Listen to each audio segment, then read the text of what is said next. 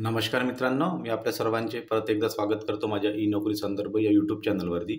तर आजचा व्हिडिओ बघा मित्रांनो, खूप इम्पॉर्टंट आहे. कारण आपल्या सर्वांना माहिती आहे की सार्वजनिक आरोग्य विभागाचे बरेचसे निकाल आता लागलेले आहेत. ऑलमोस्ट 90 to 95% निकाल लागलेले आहेत. ओके, गट ड आणि गट क इन्क्लुडिंग.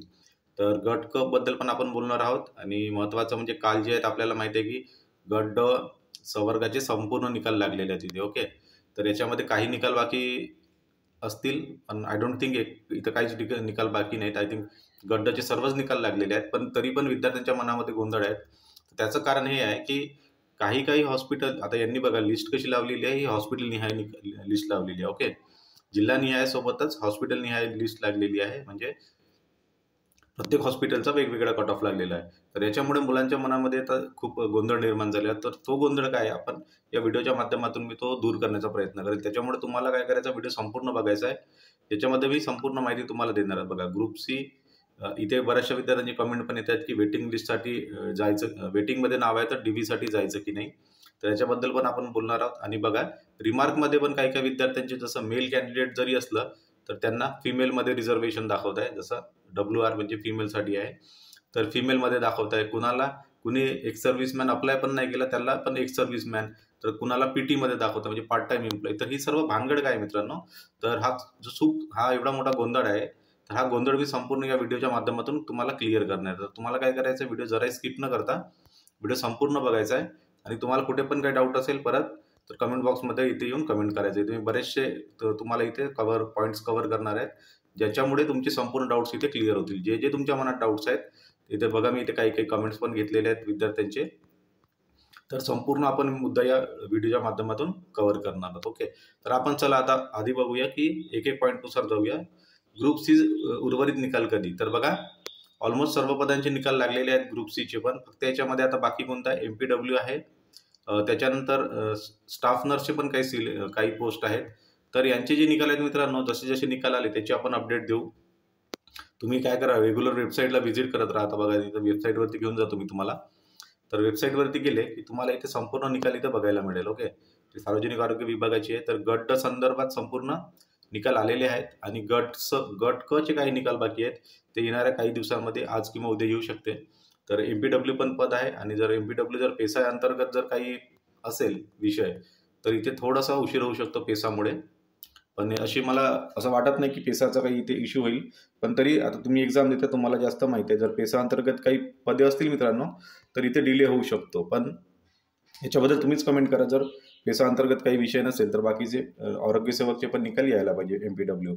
आणि जे बाकीचे स्टाफ नर्स किंवा इतर पदे आहेत त्यांचा पण निकाल आता हळूहळू येईल. ओके, तर निश्चित राहा. तर ही संपूर्ण ग्रुप सी बद्दल कव्हर झाली आता इथे माहिती. तर गट ड निकालामध्ये जो गोंधळ आहे तिथे आता आपण कमेंट्स पण घेऊया. काही विद्यार्थ्यांचे कमेंट्स आहेत, त्याचा स्क्रीनशॉट मी घेतलेला आहे. तर व्हिडिओ तुम्हाला जराही स्किप न करता संपूर्ण बघायचा मित्रांनो, कारण थोडंसं जरी स्किप केल्यानंतर माहिती तुमची अपुरी राहून जाईल आणि मग तुम्ही कमेंट बॉक्समध्ये परत कमेंट करता. आणि मॅक्झिमम लोकांनी सबस्क्राईब करा. व्हिडिओ खूप खूप इम्पॉर्टंट आहे. जास्तीत जास्त आपल्या विद्यार्थ्यांपर्यंत, आपल्या फ्रेंड्सपर्यंत शेअर करा, जेणेकरून त्यांच्या मनात जे डाऊट्स आहेत मित्रांनो ते पण क्लिअर झाले पाहिजेत. ओके, तर जर आता परत आपण विषयावरती येऊ, तर बघा, एका विद्यार्थ्यांचं कमेंट आलं इथे, सर रिझल्ट लिस्टमध्ये रिमार्कमध्ये पार्ट टाईम असं लिहिलेलं आहे, तर त्याचा काय अर्थ आहे. तर बघा, पार्ट टाईम आता इथे बऱ्याचशा विद्यार्थ्यांसोबत झालेला, कोणाला पार्ट टाईम म्हणजे PT, कोणाला WR, कोणाला EX असं लिहून येत आहे. तर याचा इथे मी शॉर्टमध्ये समजावून सांगतो तुम्हाला विषय काय आहे. तर बघा, सार्वजनिक आरोग्य विभागाने काय केलंय, सरसकट मेरिट लिस्ट लावली आहे. पण मेरिट लिस्ट लावताना काय केलं यांनी, जनरली काय आपण बघा, आता तुम्हाला इथे शॉर्टमध्ये समजावून सांगतो काय आहे. तर बघा, आता एखाद्या कॅन्डिडेट्स एखाद्या जिल्ह्यामध्ये बघा, एससीचा कॅन्डिडेट पकडून घेऊ. एससीचे जर 5 कॅन्डिडेट असतील आणि त्याच्यामध्ये स्पोर्टचा विषय होता. इथे बघा कमेंटमध्ये काय आहे, तर पार्ट टाईम दाखवते. ओके, तर पार्ट टाईममध्ये काही जागा होत्या. एससीच्या जर काही पार्ट टाईमच्या जागा असतील, तर पार्ट टाईमच्या जागा पकडून घेऊ आपण. PT याला पार्ट टाईमसाठी शॉर्ट फॉर्म आहे. तर 5 जागा असतील. ओके, तर 5 जागेमध्ये काय झालंय, तर 5 कॅन्डिडेट एससीचे, आता जेव्हा निकाल लागला किंवा अप्लाय करताना पार्ट टाइम विद्यार्थ्यांनी 5 जागेसाठी अप्लायच नाही केला, फक्त 3 कॅन्डिडेट इथे सिलेक्ट झाले असं समजूया. ओके, तर परत एकदा बघा, 5 पैकी 3च कॅन्डिडेट इलिजिबल झाले, 2 कॅन्डिडेट उरले आता इथे. तर 2 कॅन्डिडेट उरल्यामुळे काय केलं, तर आता SCची जी जागा होती SC जनरलमधून काही विद्यार्थ्यांना जे 2 कॅन्डिडेट पाहिजे होते त्यांना इथे पार्ट टाइम एम्प्लॉयमध्ये टाकलेलं आहे. त्याच्यामुळे तुमच्या ज्यात पार्ट टाइम लिहून आलेलं आहे. तर बरेचसे विद्यार्थी कन्फ्यूज होत आहेत की त्यांनी स्वतः PT मधून अप्लाय नव्हता केला पार्ट टाइम, किंवा वुमन रिझर्वेशनसाठी पण सेम आणि स्पोर्ट्ससाठी पण सेम आहे, सर्वांसाठी सांगतोय मी. तर असं कुठेच अप्लाय नव्हतं केलं, पण असं का बरं झालं, तर याचं कारण हेच आहे की त्या रिझर्वेशन अंतर्गत जसं वुमन रिझर्वेशन किंवा स्पोर्ट रिझर्वेशन किंवा पार्ट टाइम किंवा एक सर्व्हिसमॅन रिझर्वेशन अंतर्गत ते कॅन्डिडेट मिळाले नाही. म्हणून तुम्ही जनरल कॅन्डिडेट होते कॅटेगरीनुसार SC ST किंवा ओपन जे काही जनरल कॅन्डिडेट होते त्यांना त्या कोट्यात टाकलेला आहे, जेणेकरून त्या जागा खाली राहू नयेत. म्हणजेच आपण कधी कधी ऐकतो ना, एक सर्व्हिसमॅनच्या जागा पण मिळतात का, पार्ट टाइमच्या जागा मिळतात का, तर त्या जागा तुम्हाला मिळतील, कारण तिथे कॅन्डिडेट मिळाला नाही तर त्या जागेवर तुमचं सिलेक्शन होऊ शकते. म्हणून तुम्हाला काय करायचं, व्हेरिफिकेशनला जायचं आहे. ओके, ज्या कॅन्डिडेटचं आणि इथे नाव येत आहे असं काही रिमार्क येतात त्यांनी निश्चित राहा, व्हेरिफिकेशनमध्ये कुठलाही इश्यू होणार नाही, इतकी मी गॅरंटी देतो. तर ही खूप महत्त्वाची म्हणजे अपडेट होती. बऱ्याचशा विद्यार्थ्यांमध्ये डाऊट्स होते, तर तो मी क्लिअर केला. तर आवडली असेल माहिती जास्तीत जास्त सबस्क्राईब करा, शेअर करा. तर दुसरा पॉईंट पकडूया. आता सेकंड पॉईंट आहे एका विद्यार्थ्यांचं बघा, वेटिंगवाल्यांनी DVला जायचं का, तर याचं उत्तर आहे सरसकट मित्रांनो, 100% वेटिंगवाल्या कॅन्डिडेटनी जायचं आहे. कारण आधीची जर वेटिंग ओपन झाली तर तुम्हाला चान्स राहील, एक जर क्लिअर झाला तर दुसऱ्या वेटिंगचा चान्स येईल, तिसऱ्या वेटिंगचा चान्स येईल. जर समजा ज्यांचं सिलेक्शनमध्ये नाव आहे ते जॉईन नाही झाले, कारण बरेचसे विद्यार्थी कुठं ना कुठे सिलेक्ट झालेले आहेत, तर ते विद्यार्थी जॉईन नाही झाले तर तुम्हाला वेटिंग तुमची क्लिअर होईल. म्हणून तुम्हाला पण DVसाठी जायचं आहे. आता रिमार्कचा विषय क्लिअर झाला. आता एका विद्यार्थ्यांचं काही कमेंट्स आहेत, इथं पण बघूया. तर तुम्हाला काही विषय असेल ना मित्रांनो, की डॉक्युमेंट रिलेटेड काही पण रिझल्ट रिलेटेड काही पण इश्यू असेल, तर इथे काय करायचं, तुम्ही मेल करू शकता, या डिपार्टमेंटला कॉन्टॅक्ट करा. कारण बरेचशा विद्यार्थ्यांचं असं झालं की वेटिंगमध्ये नावच नाही आहे. जसं लिस्ट जागा होत्या OBCच्या जर 6 जागा असतील, 5 जागा असतील, तर 5 जागांमध्ये सिलेक्ट केलं, पण वेटिंगमध्ये फक्त काय केलं, WL वेटिंगसाठी एकच कॅन्डिडेट घेतला. तर असं का बरं झालं याची संपूर्ण माहिती आता तुम्हाला हे विभागच देऊ शकतील.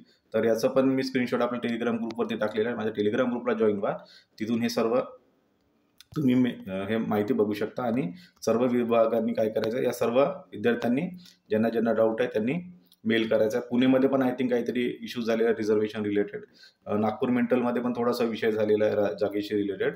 तर सर्वांनी एकदा हे करून बघा, त्यांचा रिप्लाय येतो. मी पण एक मेल केलेला आहे, तर विभागातर्फे रिप्लाय येतो तुम्हाला. ओके, तर हा एक विषय झाला. त्याच्यानंतर बघा, आता इथे बरेचसे पॉईंट कव्हर करण्यासारखे आहेत. बघा, आता दुसरा एक विषय काय होता, आता एक विद्यार्थ्यांचा परत मला टेलिग्रामवरती मेसेज आला.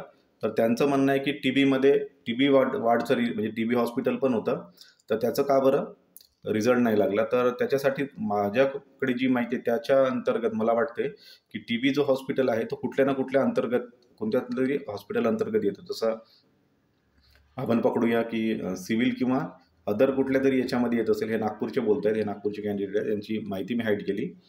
तर यांचा थोडासा डाऊट होता.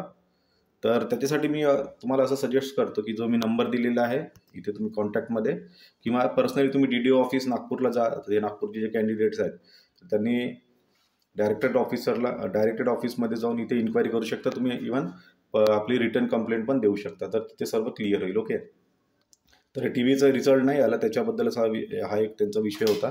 तर इथे काय माहिती आहे तर संबंधित डिपार्टमेंटकडून तुम्हाला कळेलच. तर हे संपूर्ण गोंधळ होण्यामागचं मित्रांनो कारण हेच आहे की विद्यार्थ्यांनी काय केलं आहे, ॲडव्हर्टाईज रीड करून फॉर्म भरला आणि त्याच्यातच त्यांची चुकी झाली. तर ॲडव्हर्टाईजमध्ये काय बोललो होतो बघा, की इथे बघा स्क्रीनशॉट काढलेला मी. तर गट संवर्गाची पदे भरताना कार्यालयनिहाय माहिती उमेदवारास उपलब्ध करून देण्यात येत आहे. एका जिल्ह्यातील विविध कार्यालयासाठी उमेदवार एकच अर्ज करता येईल. विद्यार्थ्यांनी एकच अर्ज केला आणि हा अर्ज कार्यालयीन सर्व पदांच्या गुणवत्तेस ग्राह्य धरण्यात येईल. अंतिम निवडीकरता जिल्ह्याने एकच गुणवत्ता यादी तयार करून समुपदेशनाद्वारे गुणवत्ता व पद निवडीकरिता पर्याय उमेदवारास उपलब्ध करून देण्यात येईल. असं बोलल्यामुळे काय झालं, बऱ्याचशा विद्यार्थ्यांनी जिथे मॅक्झिमम पीपलनी काय केलं, मेंटल हॉस्पिटलच जास्त जिथे जागा होत्या तिथं अप्लाय केला. आणि म्हणजे ॲडव्हर्टाईजनुसार तर त्यांचं असं म्हणणं होतं की एक रिझल्ट आम्ही कसा लावू की जिल्हानिहाय एकच गुणवत्ता यादी करून मग त्याच्यानंतर समुपदेशनाद्वारे बाकीचे पदे भरण्यात येईल असं यांनी म्हटलेलं होतं इथे. पण हा काही रूल इथं फॉलो झालेला नाही. आता बरेचसे विद्यार्थी माझ्याशी असहमत असतील, कारण ज्यांचं सिलेक्शन झालेलं आहे ते ऑब्व्हियसली इथे असहमत ते असू शकतात. पण विद्यार्थ्यांनी काय केलेलं आहे, फॉर्म भरताना जाहिरात वाचून फॉर्म भरली आणि जर जाहिरात वाचून फॉर्म भरल्यामुळे इथे सर्व गोंधळ जर होत असेल तर याला मग संबंधित डिपार्टमेंट जबाबदार आहे. कारण बघा, जिल्हानिहाय एकच गुणवत्ता यादी तयार करून असं बोललेलं आहे आणि समुपदेशनाद्वारे गुणवत्तेनुसार पदनिवडीकरिता नंतर मग तुम्हाला पर्याय उपलब्ध करून देण्यात येईल, असे हे बोललेले आहेत. पण असं काहीच नव्हतं. फॉर्म भरताना आय थिंक मला पण काही विद्यार्थ्यांचे मेसेज आलेले आहेत. तर तिथे 2-3 ऑप्शन येत होते, जसं सिव्हिल हॉस्पिटल, त्याच्यानंतर जसं नागपूरमध्ये डागाच्या जागा आहेत, डागा, मग मेंटल. पण बऱ्याचशा विद्यार्थ्यांना माहीत नव्हतं की सिव्हिलमध्ये कोणत्या जागा येतात, किंवा डागाचं तर क्लिअर होतं, पण सिव्हिल सर्जनमध्ये कोणते हॉस्पिटल येतात हे कुठेच ॲडव्हर्टाईजमध्ये क्लिअर नसल्यामुळे बऱ्याचशा विद्यार्थ्यांचा गोंधळ झाला आणि मॅक्झिमम पीपलनी काय केलं, मॅक्झिमम विद्यार्थ्यांनी जसा दुसऱ्या हॉस्पिटल, जसं मेंटल हॉस्पिटलला त्यांना जागा दिसल्या तर मेंटल हॉस्पिटलमध्ये अप्लाय केलं, किंवा डागामध्ये कमी जागा होत्या पण बाकीच्या जी जागा होत्या जसं सिव्हिल सर्जन हॉस्पिटल वगैरे इथे जास्तीत जास्त अप्लाय केला, त्याच्यामुळे त्याचा कट ऑफ पण हाय गेला सगळीकडे. तर हा एक विषय होता, जस्ट मला इथे हायलाईट करायचं होतं. पण काही विद्यार्थी सहमत असतील, काही असहमत असतील, तो तुमचा प्रश्न आहे. पण ॲडव्हर्टाईजनुसार तर हा मुद्दा म्हणजे एकदम ऑथेंटिक वाटतो, याच्यामध्ये काही डाऊट नाही. तरी तुमचं काही डाऊट असेल मित्रांनो तर कमेंट बॉक्समध्ये कमेंट करा. मी सर्व पॉईंट इथे कव्हर केलेले आहेत. 100% DVला जायचं आहे मित्रांनो, वेटिंगवाले परत एकदा लक्षात घ्या. आणि हे सर्व पॉईंट आपण क्लिअर केलेले आहेत. बाकीचे काही पदांचे निकाल लागलेले आहेत, ते येणाऱ्या दिवसांमध्ये ते पण निकाल लागतील, आज उद्या.